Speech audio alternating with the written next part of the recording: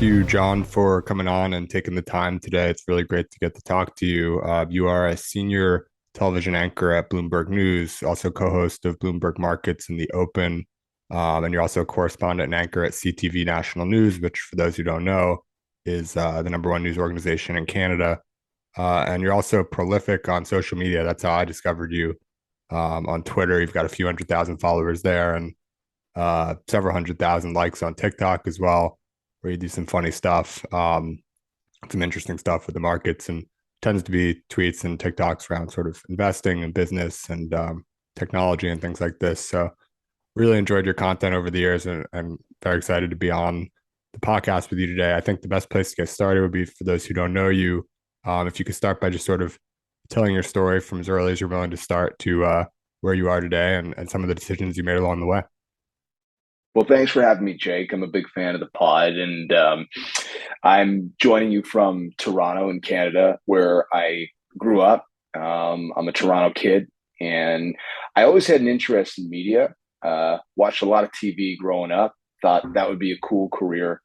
Getting into news was not something that I necessarily wanted to do, but I was a big consumer of news. I was a big consumer of business news too. As I got older, I was interested in how the world worked, and money plays a big part in that. And when I was in college, I thought, how can I get into that world?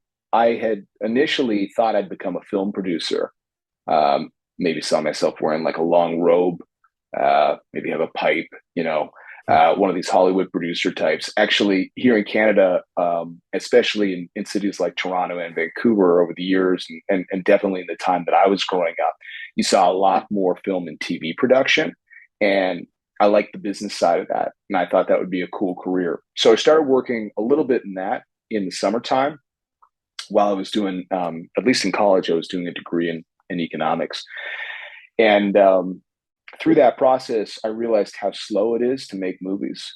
And meanwhile, there was a TV channel starting in this market in Canada that was going to try to grab some real estate on the cable dial, alongside U.S. players like CNBC. And I had this background with numbers, and I had this interest in media, and they didn't have necessarily a job available that I would be suited for, because I had no real TV experience. But I kind of knocked on the door and said, I'll do whatever you want me to do. And they said, well, we definitely need those kinds of people. And so that's how I got initially into business TV. And long story short, it's almost 25 years later. I can't believe I'm saying that, Jake, but that is the truth. And along the way, I mean, I started working right around the time that felt somewhat similar to today. It was the internet bubble and the subsequent bursting of that bubble. Got a shot to eventually go in front of the camera. I worked a lot as a producer, so I kind of learned the industry before I started doing television as a, whatever you want to call it, a reporter, an anchor, that kind of stuff. Had an opportunity to go to New York and cover the markets there for my channel. Ended up going to Bloomberg in New York, which was a really exciting opportunity. And within a couple of years of taking that job at Bloomberg, we found ourselves in another interesting market situation, which turned out to be the Great Recession. And so I spent a lot of time during my years in New York for Bloomberg covering the ups and downs of what was happening in the stock market. I spent many a day during those turbulent times on the floor of the New York Stock Exchange. You'd see such dramatic declines. I know sometimes it feels like the market's going down a lot, but that was definitely a different moment. That sometimes you could hear a pin drop, it felt like, at the New York Stock Exchange, just because nobody really knew what was happening or when it would end. And around that time, I had already done a little bit of coverage of the media industry. As I said, I was always interested in media, and I had done some coverage of that area while I was doing more broad market coverage at Bloomberg. And Bloomberg was starting up a technology channel, which was called Bloomberg West and is now called Bloomberg Technology. Emily Chang hosts that daily, and they said, "Hey, you've covered some of the media industry. What about technology?" Because as we had launched that show for Bloomberg in San Francisco, at the time it was unique. There was no real daily broadcast television program that was airing out of San Francisco. And it was also a moment in time that a lot of people were a bit frustrated, to say the least, Jake, with traditional um, ups and downs of the markets because the market was going down a lot more than it was going up. And people didn't want to hear about that. But they weren't curious about all these bright lights coming from Silicon Valley. So I packed up from New York with my wife, Caroline. We went out with our young, our oldest daughter at that time from New York to San Francisco. And that was an exciting moment. There were a lot of the companies that are now the juggernauts that were big, but getting bigger and having milestone moments. Covered the Facebook IPO, the Twitter IPO, some big Apple events, et cetera, et cetera. Ended up moving to Los Angeles as we continued to cover the intersection of media and technology for Bloomberg. Had an opportunity to work at ABC News, which was really my first full experience into more broader news. So I'd cover whatever was happening west in the Mississippi, in LA. Sometimes as a correspondent, they just make you keep a bag of stuff that gets you ready if there's a fire, and they've got to send you to that. Forest fires, etc. And so got to know the more traditional news business because I'd spent so much time in business news over the years, but also had a chance to flex some entrepreneurial muscles a little bit as well, because I had covered companies like Disney, for example, and ABC News is part of Disney. ABC had acquired Maker Studios, which was obviously one of the early players in trying to create a talent network through YouTube. And they were thinking about different ways through which they might be able to bring those two worlds together, traditional broadcast and the YouTube generation. And so I got to work a little bit with the groups there and think about what news would look like in a YouTube world.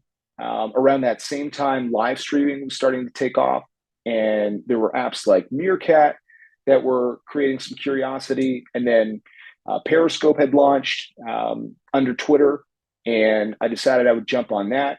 I was always interested in trying new areas of media and technology, and actually set out to start building something a little bit bigger. Some of it was rooted in news, so I'd go out and cover news on Periscope, but not unlike sort of the maker model, started to develop the idea of, well, could you program on Periscope the way that we program on traditional television? So obviously, the world of apps and technology we live in today allows us to do things very differently. But since my sort of traditional upbringing in industry comes from TV, a lot of times I think about the parallels from that world. So started to do that, and then had an opportunity to come back to Canada, where, to your earlier point, I work now with basically it's Bloomberg in Canada. It's called B&M Bloomberg, and I do a morning show here, and I do an afternoon show which airs around the world for Bloomberg, called Bloomberg Markets, and I get to do the news work too, and I get to have a say in some of the digital stuff we do, which is exciting. And then, yes, you're right, I do some of the social media stuff too, which is very fun, and a great learning experience every day. So that kind of summarizes the journey, and I'm happy to go wherever you want to go from there. Yeah, no, it's an awesome story, and I appreciate you sharing it. It's interesting some of the turns you've taken along the way. Let's go into one of the things you brought up more on the tail end, which was like, it's pretty evident that you enjoy experimenting with these new media or social media platforms, and you mentioned like Periscope and considering, what could it be like to do something that's maybe resembles more of traditional TV programming, but on this new platform. Can you talk, like, can you explain a little bit more about sort of like what you had in mind there? And the context is that for me, like I've always, I started this podcast about a couple years ago, and My sense is that even though it seems like everyone and their mother has a podcast these days, I feel like it's extremely early still in podcasting and in audio in general. Like we only had, it was only popular to wear like headphones on the move or, at your desk or whatever in the last, what, decade or two, basically. And then podcast has been similar, like a decade or 12 years or something. And it seems like pretty raw and like just basic in the format. Like, I send you a video conferencing invite, you accept, and we're doing a one-on-one interview. And I love them. I listen to podcasts all the time and I love recording them, but it just seems like there's a lot of room for improvement. Even the most popular ones in the world, like Rogan, it's just two guys sitting at a desk and there's like a couple of different angles of camera and like you're just watching these guys at a desk. I think there's lots of room for innovation in podcasting. And I'm curious, like I think Periscope was, correct me if I'm wrong, but it's sort of like a live interactive sort of video conferencing type of thing. Maybe it was audio only, I'm not really sure. But if you could talk about like what you had in mind for how that could develop and if you're seeing anything that's along those lines today or how you think about all that. For sure. Well, there's a lot of threads there. Let's dive into them. I agree with you. These are the early days of podcasting still. And I think that it is, I mean, I'm preaching to the choir, both with you and your listeners, but it has opened the door to a different kind of conversation. And by the way, I'll draw, I'll bring it back to traditional television. One of the challenges that I have felt growing up in more traditional media is, let's say, we have an opportunity to speak to a newsmaker. You've had recently Brian Armstrong, for example, on your podcast. When we're doing a live television interview, that is what we are presenting to the audience at that single moment. So some people are tuning in for that. Some were wondering if we'd be showing something else. It is a somewhat different experience for the audience than people who have become familiar with your podcast. They can know in advance what they're choosing to listen to. So I think the very nature of just delivering content through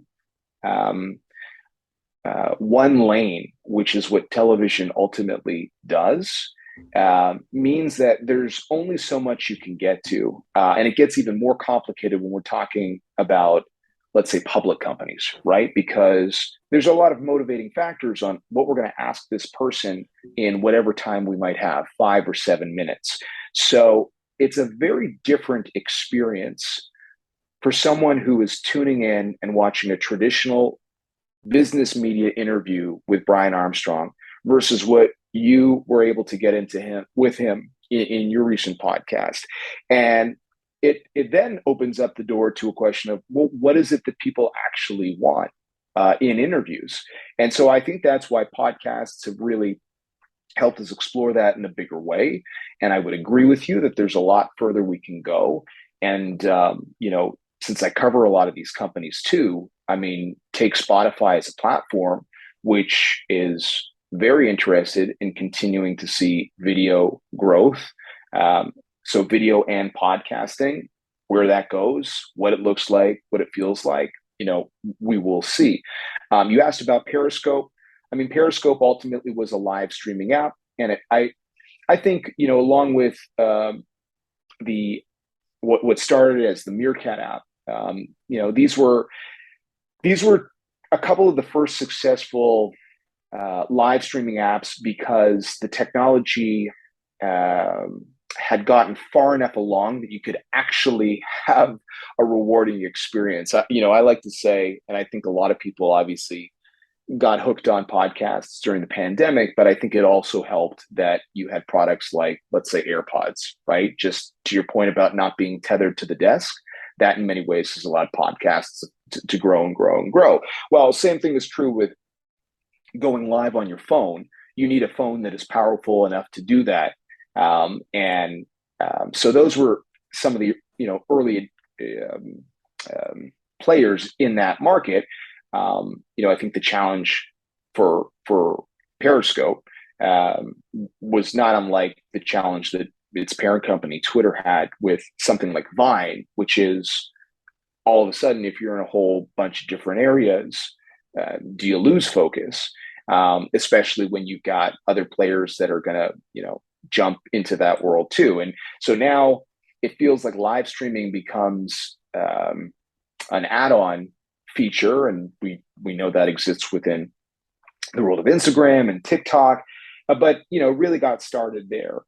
And um, I think that one of the reasons that I like to experiment outside of what I'm doing for a good chunk of my day in television is because audiences are audiences. It's actually something I've always felt pretty passionately about. I mean, it didn't start this way. You have to get onto platforms and see what works and what doesn't work. But um, I don't necessarily always talk on, let's say, Twitter or TikTok about what I'm covering on television because we know a little bit about those audiences. We know what they're interested in, and it is paramount if you want to keep those people engaged in that more traditional way. It's really helpful to try to give them what they want. Social media has allowed us to get um, better metrics individually. So, I can't necessarily know what resonated the most per minute on television, the way that I get that instant feedback on social media. But we know enough to know how to program. And so, I have determined, and I think a lot of people determine that every platform or every channel, however you want to describe it, is different. And you have to be respectful of that. And that is true of, you learning through all your podcasts, what resonates with your audience, what you're getting feedback on, and then subsequently you iterate on that. It sometimes drives me crazy when something is successful in one place and then people try to then move content over to another platform. It just feels like a dilutive um, experience to me. Sometimes it's good. I mean, look, you can cross promote and all those great things, and there is a certain value there. But at the end of the day, these are audiences. They're all audiences. They're different audiences. They're fragmented audiences. And if you're going to be there and you enjoy the process of creating content, I think you owe it to those people and yourself to try to figure out what works the best in that particular place. And having grown up in basically startup cable channels, a lot of what I've always done is sort of, okay, we're starting from scratch. What is it that's new here? What's different? How is it different? And it's very rewarding to me personally, and especially since I'm now the older guy in the room when it comes to covering the financial markets. I really get energized by trying to address what the next generation of investors is interested in, and so that's pretty powerful to me. I really enjoy that. Yeah, I think this what you mentioned about, going across like people sometimes post the same content across multiple different platforms and it's just like very obvious that, this thing that you originally posted on Instagram and then tried to like turn it into a tweet, it just like doesn't really work on Twitter. And it's like very easy to sort of identify like, oh, this is like sort of off.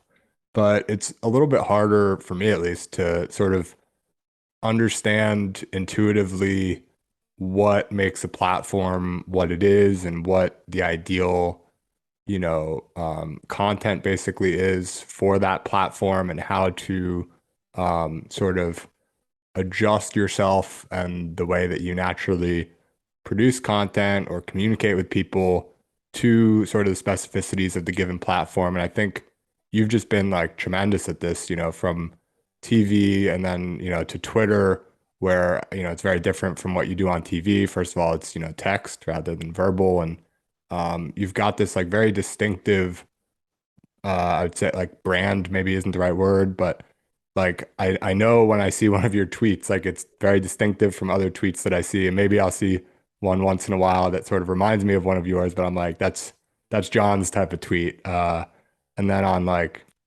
TikTok, you're doing something like totally different. And there's, common themes throughout. Like for example, you might be talking about various things in the market and like this ongoing bear cycle that we're in right now and things like this, but you're delivering the information in almost entirely different ways. And then the information itself is, I'd say, overlapping, but not the same. It's like a Venn diagram, probably, if you compare, your TV to your Twitter to your TikTok. And so I'm curious, like when you get on these new platforms, how do you, I don't know if this is, maybe it's an overly difficult question to answer, but how do you go about like sort of isolating what makes a platform what it is and what people want there? You can obviously see how your tweets do and which ones are more popular and sort of iterate based on that. But is there some sort of like intuition that you find when you go on these platforms or some sort of um, systematic approach that you take to sort of isolating what's important?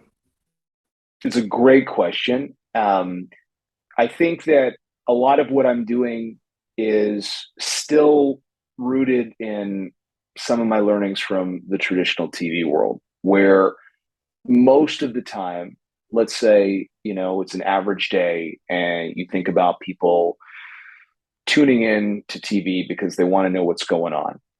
And you owe them that respect of giving them that.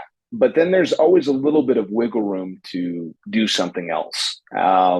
And that's where can flex your creativity muscles. I try to do the same thing with social media. I mean, with Twitter, that was in many ways like an iterative process for a very long time, probably a decade. I mean, I've told the story before that. One of the reasons I've stuck largely to technology is because that's where I first really found my groove with an audience. I was covering technology for Bloomberg in San Francisco. Part of the initial evolution for me was that I'd have to cover quarterly earnings, and of course, with these fast growing companies, sometimes the growth is astounding. It's hard to sum it up, and not only that, there's this horrible game that Wall Street plays where you talk about performance versus expectations.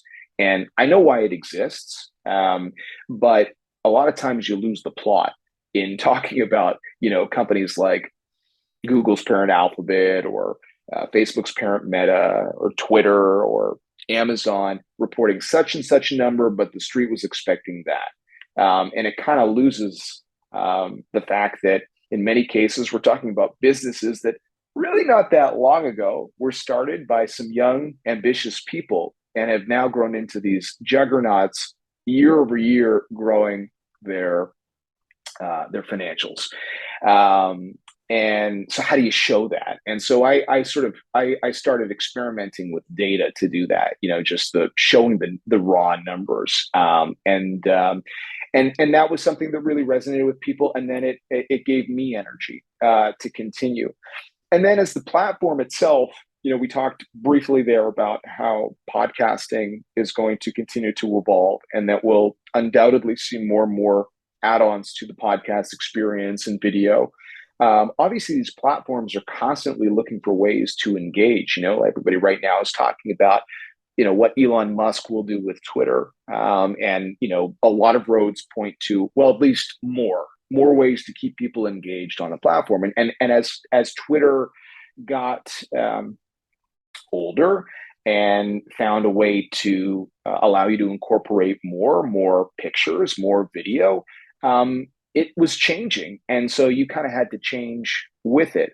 So going back to my first point there about TV, a lot about what you're going to do each day, but there's also room to try new things. And so that's kind of where it goes for me is try to deliver for people, but also try something new within that. I think the other thing too is having covered at least the financial markets for like 2 decades. I've always had a beef with the way Wall Street speaks to the world. And we're even seeing that frustration play out right now. I've never really understood outside of it, it helps to sort of create a barrier to entry or maybe a wall between the professional and the retail crowd. But I've never understood why we have to speak the way we do. In other words, while we have to absorb this language that is so prevalent on Wall Street on how we talk about things, it's weird to me. It's not natural. It doesn't really exist anywhere. I would never go to a gathering or a party and use a lot of the terminology that sort of dominates Wall Street Monday to Friday. And so I really have enjoyed, whether it's learning about business through your podcast or other podcasts, or, learning what TikTok forces you to do, which is to get to the heart of the matter. And there's some good and bad that comes from that. But talking in circles without just sort of getting to the heart of something is a frustrating process. And so I think that at least business or finance or financial markets has been a wonderful playground to explore the evolution of communication through through all these new platforms. I mean, that is amazing, and I like every day I'm excited to try that because I think I feel like I'm still fighting against a system that ultimately puts information out into the world that's just too complex for people. So I think a lot about that when I'm in making television every day, and I think about it when I'm making content for other platforms too. Yeah, it's always difficult with any discipline, I think, where there's like a specific language within the industry, finance being one, and there's plenty of others, a given field of science or whatever it might be.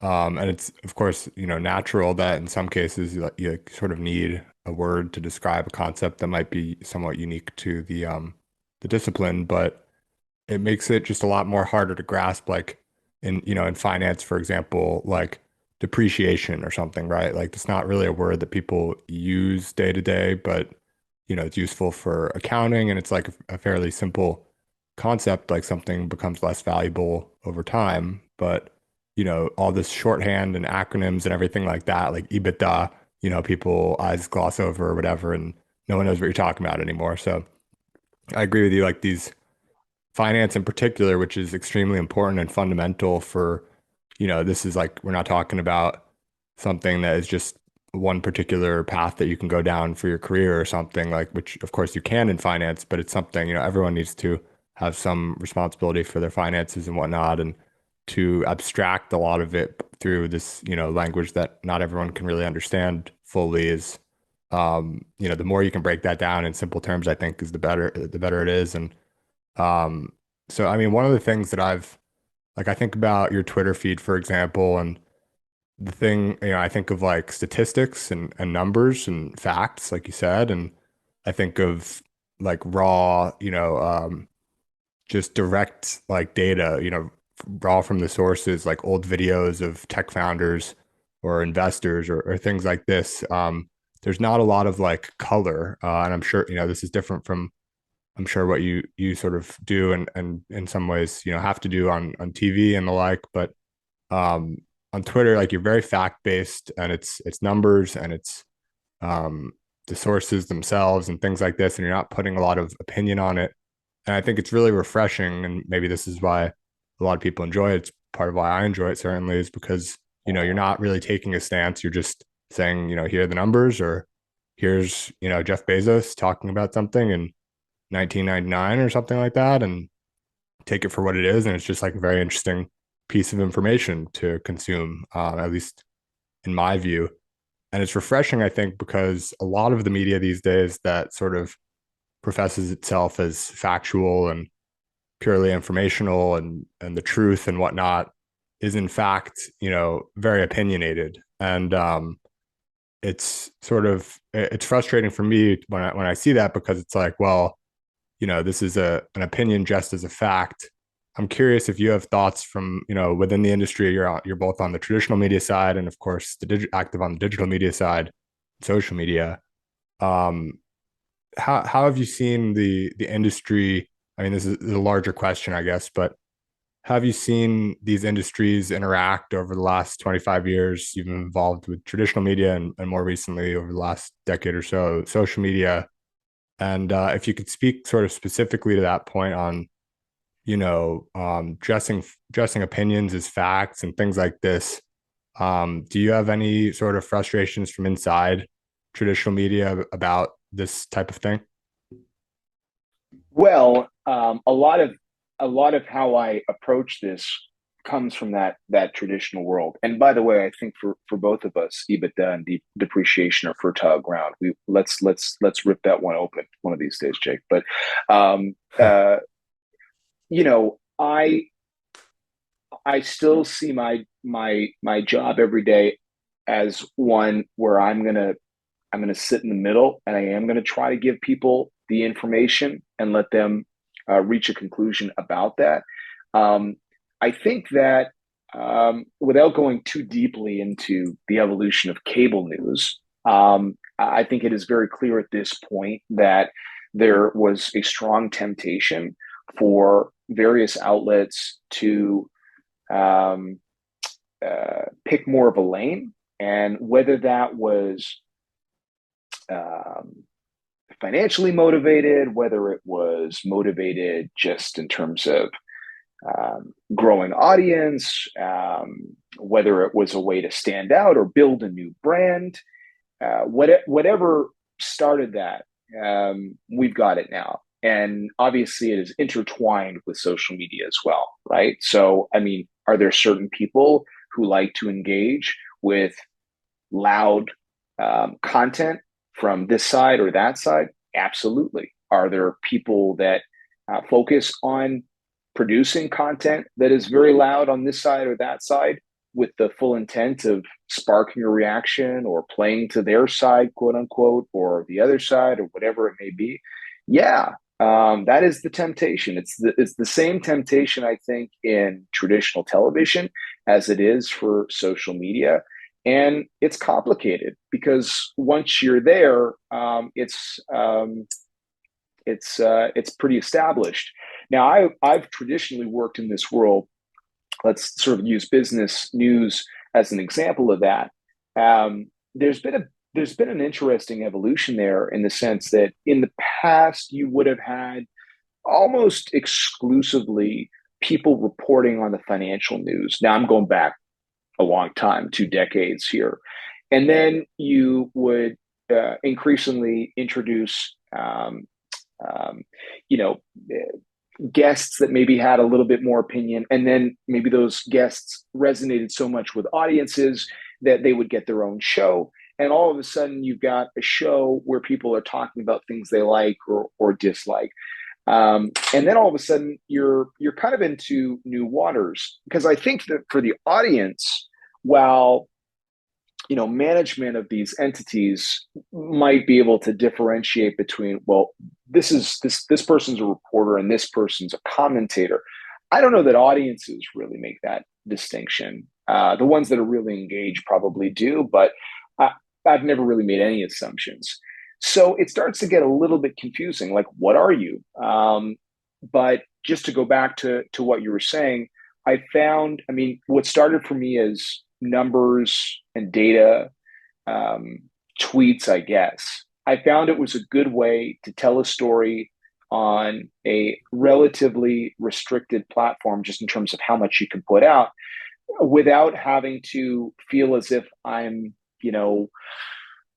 in favor of something or against something, because I just never really saw that as my role. But I think people would appreciate seeing this. Um, and as the platforms, like we talked about, the evolution of Twitter, et cetera, and you can add more photos, you can add more video, whatever. Um, I think there was a continued opportunity to tell those stories, um, and also to introduce what, at least for me, felt like something a little bit more positive in what is oftentimes a somewhat negative environment. So when we go back to sort of the loud voices on this side or that side, um, I think sometimes it kind of leads us into a darker place. And what I've been really pleased by is, in trying to just talk about how something evolved without, having a strong opinion on it. I think it's been able to inspire people, in similar ways that podcasts when you get to hear the full story of one of the entrepreneurs that you've spoken to, or even you sharing your own story, like I think that it just gives people information and knowledge, which they can then just interpret however they want. Um, there's room for everything, but that's kind of what was important to me, was to find a way to communicate that still is a parallel to what we've traditionally done in news, which is we give you the news. We don't, we're not going to give you as much opinion, or we're not going to give you any opinion. And I know that traditional TV audiences still do very much appreciate that. And I think I've had the ability to connect with certain people online that like that as well. But you also run into people that are so accustomed to somebody stating an opinion in 15 seconds that if you don't share an opinion, some people ask you, "What's your opinion?" Um, and that's just kind of the world we live in.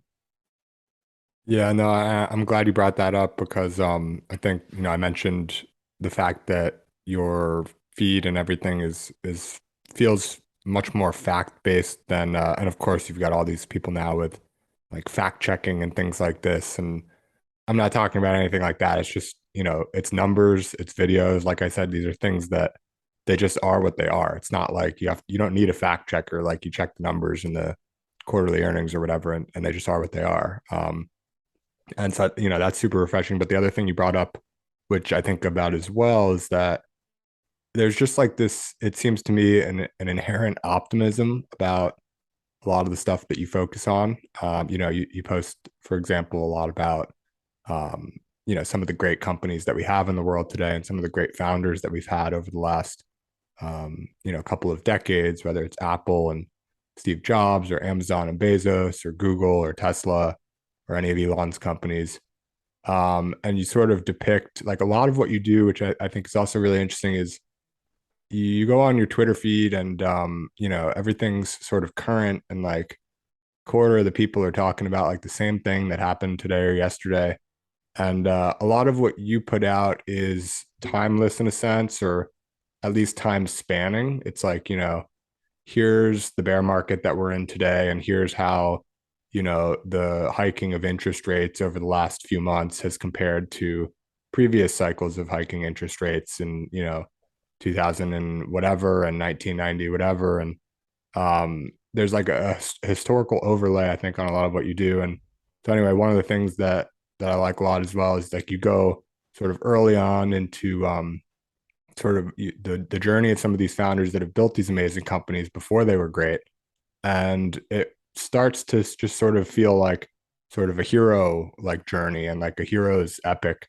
And that's not something that is really talked about or on the news or shared very often. It's sort of like the majority of the founder's journey is Amazon dot bomb and Zuckerberg changing the name to Meta, and like that's never going to work. VR is never going to work, etc. And then and some stuff fails, obviously, but those two examples thus far, at least, have been insane successes. And there's no like oh, we should have been more optimistic earlier. It's just sort of like, oh, let's move on, and the next founder is here to be doubted and whatnot. And of course, there's positive press as well, and especially like within the technology community, there's lots of support from fellow founders and people who have come before them and investors and things like that. But nonetheless, it's just very refreshing to see that from you. What sort of drove you, I guess, to I don't know? Do you think about some of these things that you're posting as telling the founder story sort of as like a heroic thing, or what gave you that perspective and maybe like respect for these people who just against all odds have built these incredible companies over basically the course of your career? I think I'm thinking more about the people who see the content than the people who I'm shedding light on. I don't think it's my end goal to try to make people look like heroes. Um, There's a couple of things. First of all, I already talked about my own frustrations with the Wall Street narrative. The short termism that dominates the world of money, and I understand why it exists. However, having covered many different cycles in the markets, I think sometimes it leads people astray. We're going to keep having a conversation around the markets endlessly for this next year, and we don't know where things are going, and it could get more complicated. But there are still plenty of stats out there that tell people that if you get out of the market because you're worried or you're fearful, um, when you do come back into the market, can you be as successful as someone who sort of wrote it all out? So I think what I do like to do is be part of a conversation that's already taking place. And the cool thing I think about social media today is it allows us to have simultaneous conversations. I can talk about something that is somewhat related to what we're already talking about right now, but maybe just put it in another light. And hopefully, I don't have to write a long essay to sort of bring that other perspective to the table. I think the biggest thing, though, Jake, is my frustration with fear. Fear is constantly present in our lives. I have fears. I feel that everyone is battling their own fears. We consume so much fear, and it frustrates me. And so, the founders that you highlighted that I might share their story, I just think it's a helpful gauge for people to remember that sometimes other people faced hurdles and they got through it. There are a lot of people that, the stats will tell you, oh gosh, it didn't work out, or you shouldn't do this. But the beauty of us getting more and more connected over time is, while there is this sort of negative energy that you can choose to tap into, you can also tap into a really motivational, inspirational group of people around the world. And and I think those founder journeys are just a small reminder to people that they had hurdles too, they had fears, and they continued on. This is going to be, you've covered the world of digital currencies and the road ahead for blockchain and crypto, and how can we go from such a deep dynamic conversation a year ago to now just sort of being flooded by fear. And I feel pretty confident that there are some really exciting things that are still happening in that area that we'll be talking about in 10 years or 20 years when we look back. And so I just like to provide my reminders because, as a member of the media and covering the ups and downs in the moment, we just lose some of the story when we're focused on the short term. So I don't want to skip the short term.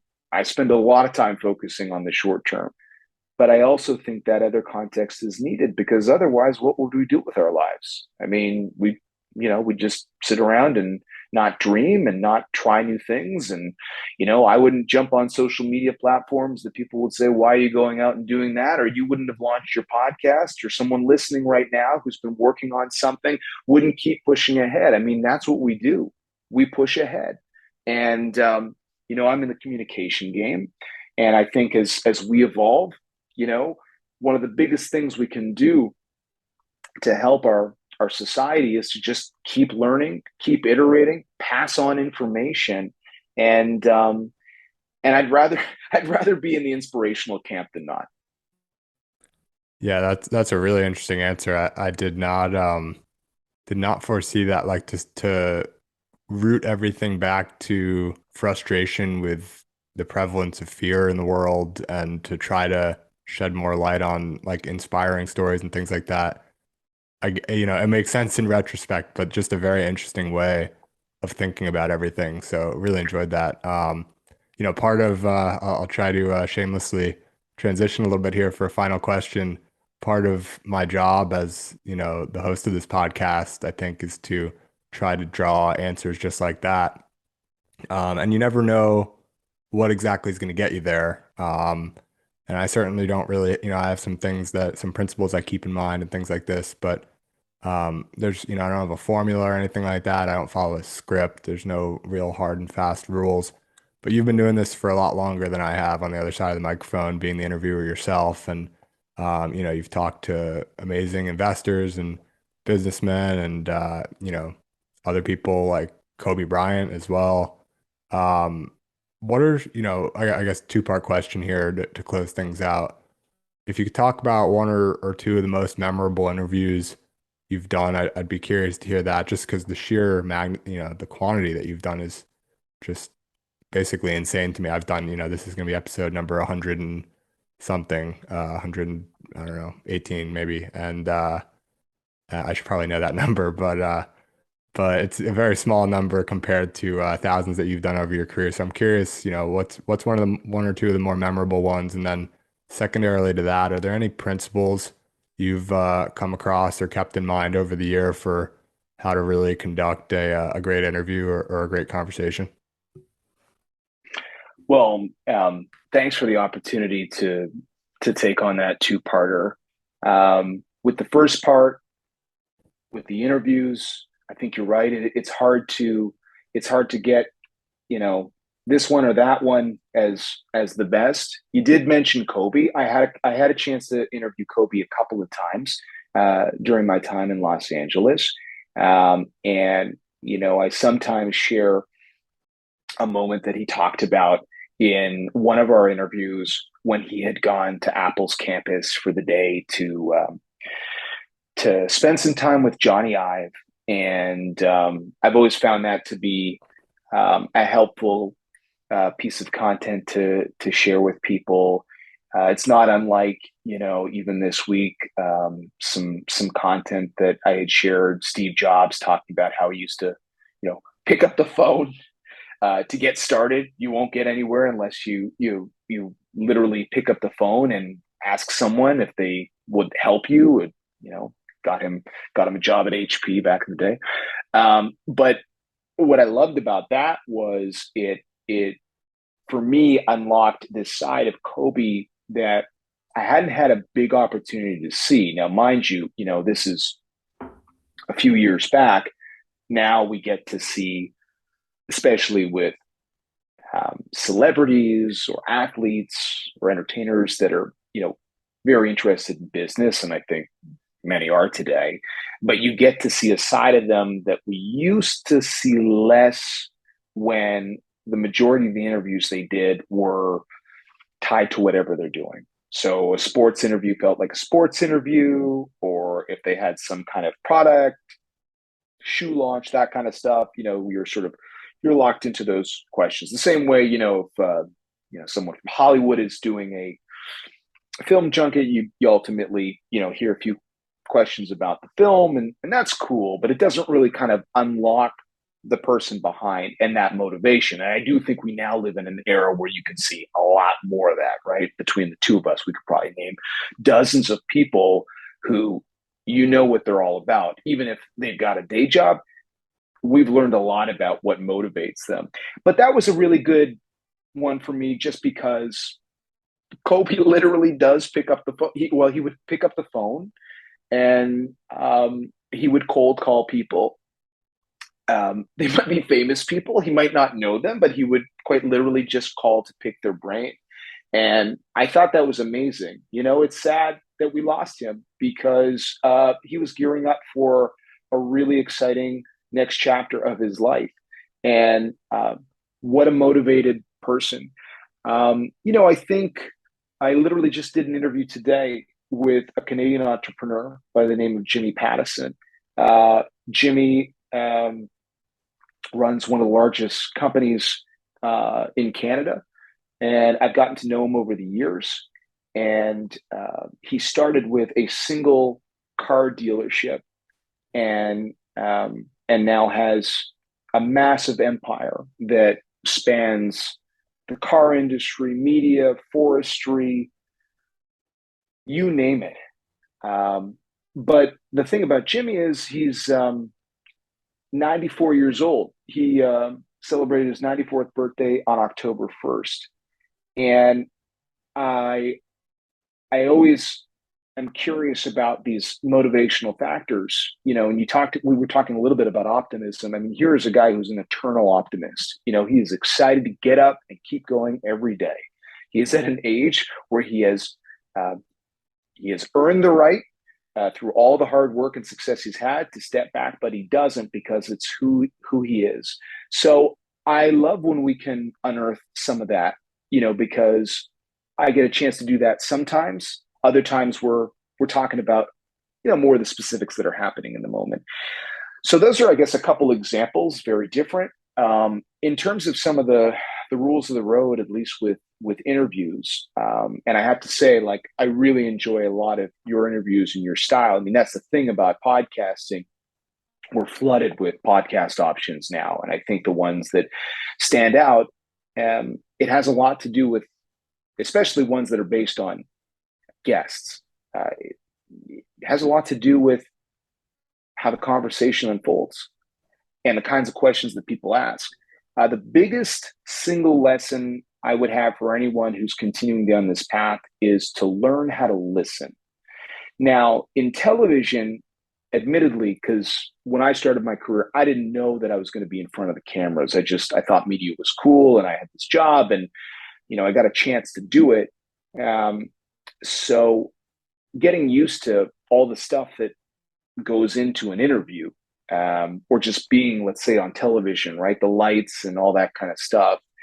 For me, at least, it took time for all that to melt away, for you to sort of get so comfortable that you could actually be in the moment.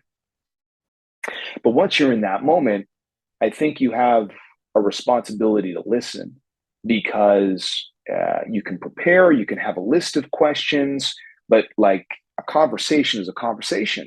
So if it goes in one direction, the same way our podcast has gone in a few different directions, the fact that you're listening and sort of continuing down that road, I think it helps. Again, because we've been talking about the person who's on the other end of this. If somebody says something and the thought isn't quite finished, or it's just starting to percolate, and we move on to something else, it just feels like a missed opportunity.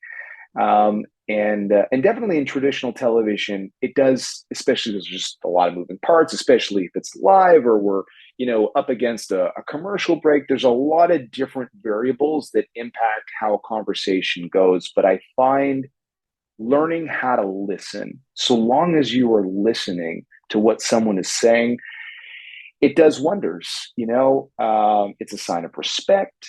It helps to bring out the best in the conversation. And so that's my single strongest piece of advice I would give to anyone who is a fan of your podcast. Maybe they're doing their own podcast, or even just in our lives. Like, we're busy, but if you listen, I think the net result is a positive one. All right. So first of all, thank you very much. I very much appreciate the compliment, and just the fact that you've listened to an episode, or many episodes. It's not every guest takes the time to do that. So I very much appreciate it.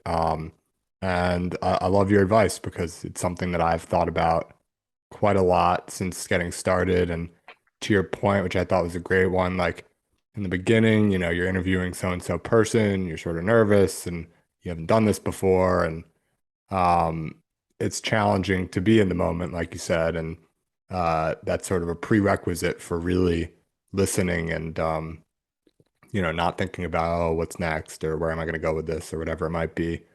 And there's some balance too, because not having anything prepared, I think would probably not go as well as to do a lot of preparation. I think I probably tend to over prepare, but I try to sort of throw everything out at the beginning to the extent, to some extent, as much as I can to be able to just be there and go with the flow of the conversation. But there's also those benefits to having sort of a few ideas in advance of, you consume a lot of the content, or in my case, like I just do deep diligence on whoever the guest is, and then have an idea of like, oh, these might be a few interesting directions to go with the conversation. So it's a very interesting balance, and I've heard Rogan describe it as it's comparable to like a dance almost, and I think that's a pretty good analogy that I liked, where um, you have to, you definitely want to be in the moment, you definitely want to listen, but you also want to prepare, and it's that sort of mix between um,